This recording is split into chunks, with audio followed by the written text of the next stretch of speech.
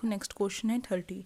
पूर्व सोवियत संघ के अधिकांश गणराज्य संघर्ष तथा तनाव से जूझते रहे।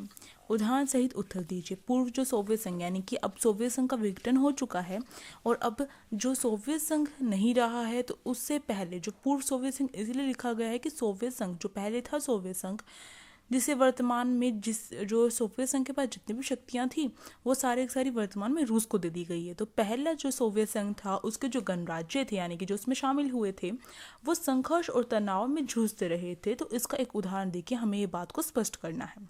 अब देखो जो उत्तर, अब जो ये यहीं का लिखा हुआ है, ये 30 वाला आंसर है आपका। तो जो पूर्व सोवियत संघ है उसके जो बहुत सारे जो गणराज्य थी वो संघर्ष की जो आशंका वाले क्षेत्र कहे जाते थे, यानी कि कभी भी वहाँ पर संघर्ष होने की संभावना रहती थी। इन देशों ने जो ये पूर्व सोवियत संघ के जो गणराज्य हैं तो अब वर्तमान में वो एक देश के रूप में बन चुके हैं जब से सोवियत संघ का विघटन हुआ है।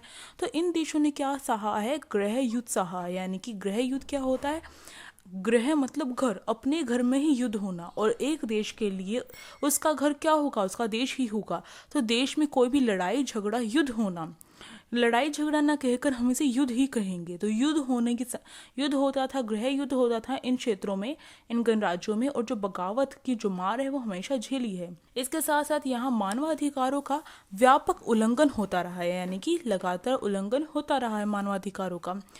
यहाँ यह राजनीतिक रूप से अस्थिरता का माहौल रहा है। जो ये गणराज्य थे इनमें क्या है, राजनीतिक रूप से जो अस्थिरता है, यानी कि जो राजनीतिक रूप से कभी भी तख्तापलट होता रहता था, यहाँ पर स्थिर नहीं थी जो सिचुएशन थी। कई देशों ने जातीय संघर्ष भी सहा है। इनमें से यहाँ जो कई प्रांत हैं, इसमें इस गणराज्य के अंदर जितने भी गणराज्य थे उनमें जो प्रांत थे यानी कि जो राज्य थे उन्होंने स्वायत्ता जैसे मुद्दों को भी उठाया है, यानी कि वो स्वायत्ता भी पाना चाहते थे। स्वायत्ता एक तरह से स्वतंत्रता ही होती है। इस संबंध में जो रूस के जो 2 गणराज्य हैं, चेचनिया और दागिस्तान जो हैं, उनमें हिंसक अलगाववादी आंदोलन चले थे। तो आपको ये उदाहरण देना है, चेचनिया और दागिस्तान जो रूस के 2 गणराज्य हैं उसमें क्या है, हिंसक अलगाववादी आंदोलन चले थे। और ये Tajikistan, Azerbaijan, Georgia, Ukraine, Kyrgyzstan आदि ये जितने भी हैं इनमें लगातार क्या हुआ था, गृह युद्ध हुआ था। जैसे कि हमने ऊपर बताया कि जो इनमें क्या है, जो गृह युद्ध की सिचुएशन हमेशा रहती थी। तो इसका उदाहरण देते हुए आपको बताना है किन जो गणराज्य थे, ऐसे कौन से गणराज्य थे सोवियत संघ के, पूर्व सोवियत संघ के, जिनमें गृह युद्ध की संभावना रहती थी। तो तजाकिस्तान हो गया, अजरबैजान हो गया, जॉर्जिया, यूक्रेन, किर्गिस्तान, इनमें क्या है, हमेशा गृह युद्ध की संभावना रहती थी या होता रहता था लगातार। जो पूर्वी यूरोप में जो चेकोस्लाविया के जो 2 भागों में बट गया है, पहला चेक और दूसरा स्लोवाकिया, तो इन दोनों नामों में यह बट गया है। और सबसे ज़्यादा अगर संघर्ष देखा जाए तो बाल्कन जो क्षेत्र है, बाल्कन क्षेत्र के जो गणराज्य यूगोस्लाविया है उसमें सबसे ज़्यादा संघर्ष हुआ था। 1991 के बाद जो यूगोस्लाविया है उसके जो कई प्रांत है वो क्या हो गए, वो बट गए थे, यानी कि उसके टुकड़े टुकड़े हो गए थे यूगोस्लाविया के। इसमें शामिल बोस्निया, हर्जेगोविना, स्लोवेनिया और क्रोएशिया ने अपने आप को स्वतंत्र घोषित कर दिया, यानी कि जो यूगोस्लाविया है वो क्या हो गया, तो बहुत सारे अलग अलग क्षेत्रों में बट गया था। जो यूगोस्लाविया के अंदर जितने प्रांत शामिल थे, जिन प्रांतों के यहाँ पर नाम दिए गए हैं, ये सारे के सारे इन्होंने क्या किया, अपने आप को एक अलग प्रांत को, अपने आप को एक अलग देश घोषित कर दिया, यानी कि यूगोस्लाविया के टुकड़े टुकड़े हो गए।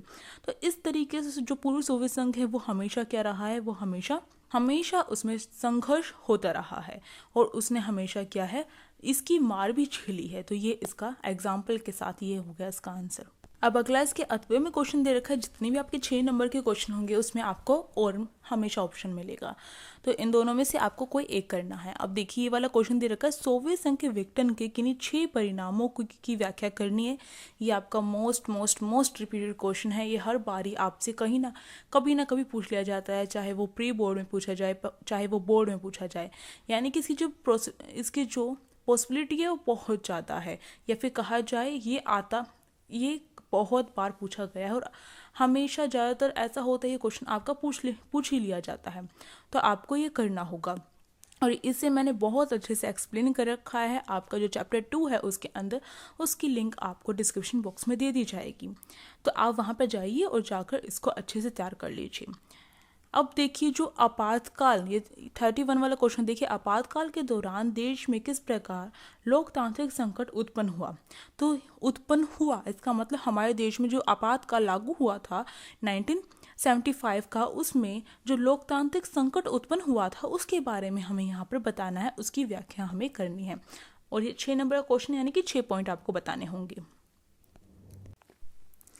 तो देखिए सबसे पहला पॉइंट होगा मौलिक अधिकारों का निलंबित होना, यानी कि जो मौलिक अधिकार थे जब आपातकाल लागू हुआ था इंदिरा गांधी के टाइम पे 1975 में आपातकाल लागू कर दिया गया था, तो उसमें जो मौलिक अधिकार है वो क्या है, हमारे निलंबित कर दिए गए थे, रोक लगा दी गई थी। यानी कि अब जो व्यक्ति के जो मूल अधिकार है जो उसे देना बहुत आवश्यक है, जिसके बिना उसका जीवन असंभव है जीना, क्योंकि उसके बिना जो मौलिक अधिकार है उसके बिना अगर इंसान की तुलना की जाए तो एक जानवर का स्वरूप हो जाएगा। वह है जो उसे मूल जो उसकी आवश्यकता है, जो अधिकार, ऐसे अधिकार, जब भी तो इसका नाम मौलिक अधिकार रखा गया है कि ऐसे अधिकार जो एक व्यक्ति के जीवन के लिए उसका मूल आधार है, तो उन्हें प्राप्त करना बहुत जरूरी होता है। और इंदिरा गांधी ने इस आपातकाल के दौरान क्या कर दिया गया, मौलिक अधिकारों पर रोक लगा दी गई, और जिसके कारण क्या हुआ, जो नागरिक हैं, यहाँ तक कि जो जीवन जीने का अधिकार है वो भी नागरिकों के पास नहीं रहा। तो आप देख सकते हैं कितनी प्रॉब्लम क्रिएट हुई होगी। तो जो नागरिक है ये तो फिर भी ठीक है अगर मौलिक अधिकारों पर रोक लगा दी, तो जो नागरिक हैं उन्हें जो विकल्प दिया जाता है कि अगर तुम्हारे ऊपर अगर सरकार कोई ज्यादती करती है तो तुम न्यायालय का दरवाजा खटखटा सकते हो, परंतु उस समय जो न्यायालय है उसके हाथ में भी कुछ नहीं था। तो जब नागरिकों को कहीं से भी सहायता प्राप्त नहीं हुई, जो सुप्रीम कोर्ट है या फिर जो हाई कोर्ट है वो भी उनके मौलिक अधिकारों का कोई बचाव नहीं कर पाए, ज़्यादा मदद प्रदान नहीं कर पाए, तो जो नागरिक है वो तो निराशा में डूब गए, उन्हें तो कहीं से भी कुछ भी नहीं प्राप्त हो रही थी, जो हेल्प है, जो सहायता है वो कहीं से प्राप्त नहीं हो रही थी। तो आप देख सकते हैं सबसे बड़ा जो इसका दोष है आपातकाल लगने का, ये कहा जाता है। तो यहाँ पर लोकतांत्रिक संकट क्या इकट्ठे हुए थे ये इसके यहाँ पर दिए गए हैं। इसके साथ साथ ये आपातकाल जो लगा था उस समय, उसकी जो नकारात्मक जो परिणाम है वो भी यहाँ पर यही है। तो आपको क्वेश्चन कैसे घुमा कर दिया जा सकता है। और अगर आपको ध्यान हो, मैंने जो मोस्ट रिपीटेड क्वेश्चन की आपको सीरीज मैंने आपको मोस्ट रिपीटेड क्वेश्चन जो करवाए थे उसमें ये क्वेश्चन आपका कवर भी हुआ था, पर यहाँ पर और भी पॉइंट आपके कवर हो रहे हैं। तो देखिए इसके साथ साथ इसका सेकंड पॉइंट देखिए, मीडिया तथा जनसंचार के माध्यमों पर आपातकाल का प्रभाव। तो जैसे कि मैंने आपको बताया कि जो मीडिया है और जो जनसंचार का जो माध्यम होता है, जैसे कि अखबार मीडिया के अंतर्गत ही आ गया, रेडियो में भी जो होती है न्यूज़ हमें प्राप्त होती है, और भी जनसंचार, यानी कि जनसंचार मतलब बहुत बड़े इलाके में अपनी बात को पहुंचाने का जरिया जो होता है। तो जो मीडिया और जो जनसंचार के माध्यम है उन पर क्या है, रोक लगा दी गई थी, सेंसरशिप लगा दी गई थी। यानी कि जो अखबार जहाँ पर भी छपते थे, जब आपातकाल लागू किया गया तो उस समय सारे अखबारों जहाँ पर भी अखबार छपे जाते थे वहाँ पर उनकी लाइटें कटवा दी, बिजली कटवा दी, जिससे क्या हुआ, वो अखबार अब जो ये हेडलाइन है कि आपातकाल लागू हो गया देश में, वो नहीं बता पाए थे। और इसके साथ साथ जो सेंसरशिप है उस पर रोक लगा दी गई थी। और इसके साथ साथ जो मीडिया है वह क्या नहीं कर सकती है, कोई भी खबर बिना दिखाए छाप नहीं सकती है या फिर बता नहीं सकती है जनता को। इसके साथ साथ जो मीडिया है बता नहीं सकती है। इसी कारण क्या हुआ, जो मीडिया में जो बहुत सारे ऐसे जो रिपोर्टर थे या फिर जो मीडिया में जो पत्रकार थे, समाचार पत्र लिखने वाले जो थे, वो इस सेंसरशिप का विरोध करते हुए उन्होंने क्या किया, अपने जो अखबार है उसे छापना बंद कर दिया। और बहुत सारे अखबार वालों ने क्या किया, जो अखबार में जो पन्ना होता है, जो पेज होता है, उसे खाली छोड़ दिया विरोध करते हुए कि हम इसमें कुछ नहीं छाप रहे हैं, इस पेज में जो खबरें हैं वो क्या है उससे रिलेटेड आनी चाहिए थी, आपातकाल से रिलेटेड। तो उन्होंने वो पेज अपना खाली छोड़ दिया था। इसके साथ साथ जो बहुत सारे जो लेखक हैं जिन्हें बहुत सारी उपाधियां मिली हुई थी, जैसे कि फणीश्वर नाथ रेणु जो है वो उनको उपाधि मिली हुई थी, तो उन्होंने अपना जो पुरस्कार है वो क्या कर दिया, वापस लौटा दिया, इसका विरोध करते हुए आपातकाल का। इसके साथ साथ जो इंडियन एक्सप्रेस और स्टेटस मेन जैसे जो अखबार हैं उन्होंने क्या किया, इस सेंसरशिप का विरोध करते हुए अपना पेज रिक्त छोड़ दिया, जैसे कि मैंने अभी आपको बताया। तो ये भी इसकी कमी है आपातकाल की, और लोकतांत्रिक संकट भी यही है।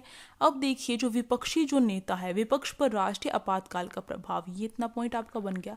जो विपक्ष है उस पर राष्ट्रीय आपातकाल का प्रभाव क्या पड़ा था। विपक्ष, जैसा कि आप सभी ने पढ़ा भी होगा कि जो आपातकाल जब लागू हुआ था तो उस समय जो विपक्ष है उनके जितने भी नेता थे, जितने भी कार्यकर्ता थे, उन्हें क्या कर दिया गया, जेल में डाल दिया गया, उन्हें गिरफ्तार कर लिया गया, जिसमें लाल कृष्ण आडवाणी और अटल बिहारी वाजपेयी जैसे जो बड़े बड़े नेता है, ये विपक्षी नेता थे, क्योंकि कांग्रेस पार्टी के नेता नहीं थे, तो इन्हें क्या कर दिया गया, इन्हें जेल में डाल दिया। क्योंकि अगर जो हमारी सत्ता में जो भी सरकार होती है अगर वह गलत करती है तो इसका विरोध कौन करता है, विपक्ष के नेता करते हैं, विपक्षी पार्टी करती है, और जब विपक्ष ही नहीं होगा तो उसकी आवाज़ सुनेगा कौन। तो इसलिए उन्हें क्या कर दिया गया, जेल में डाल दिया गया, गिरफ्तारी कर दी गई उनकी।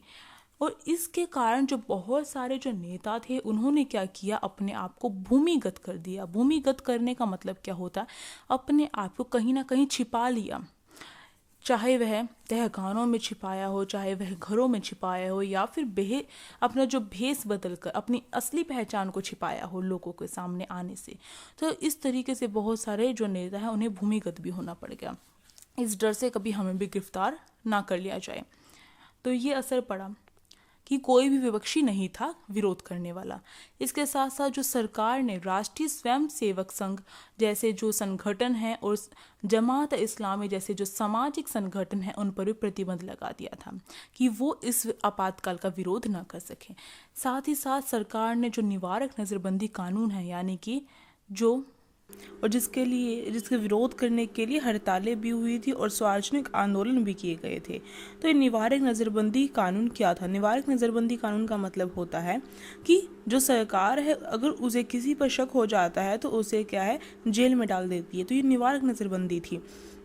यह शक होने पर कि देश की स्थिति को बिगाड़ सकता है यह व्यक्ति, तो इसलिए उसे क्या है, जेल में डाल दिया जाता है कुछ समय के लिए। तो सरकार ने इसी कानून का फ़ायदा उठाते हुए आपातकाल के दौरान जितने भी लोग थे जिनका ऐसा लग रहा था कि ये विरोध करेंगे, तो उन्हें क्या कर दिया गया, जेल में डाल दिया गया। तो बहुत व्यापक तौर पर निवारक नज़रबंदी कानून का प्रयोग किया गया। देखिए इसका एक और जो गलत प्रभाव था या फिर जो गलत परिणाम जब बाद में देखा गया, आपातकाल जो लागू किया था उस समय क्या क्या गलत चीज़ें हुई थी, उसके अंतर्गत आता है कि जो आपातकाल के दौरान सबसे बड़ा जो अपनी सत्ता प्राप्त करने के लिए जो प्रधानमंत्री उस समय इंदिरा गांधी थी, उन्होंने क्या किया, स्वार्थी होते हुए उन्होंने क्या किया, 1976 में 42वां जो संविधान संशोधन है वो पारित किया।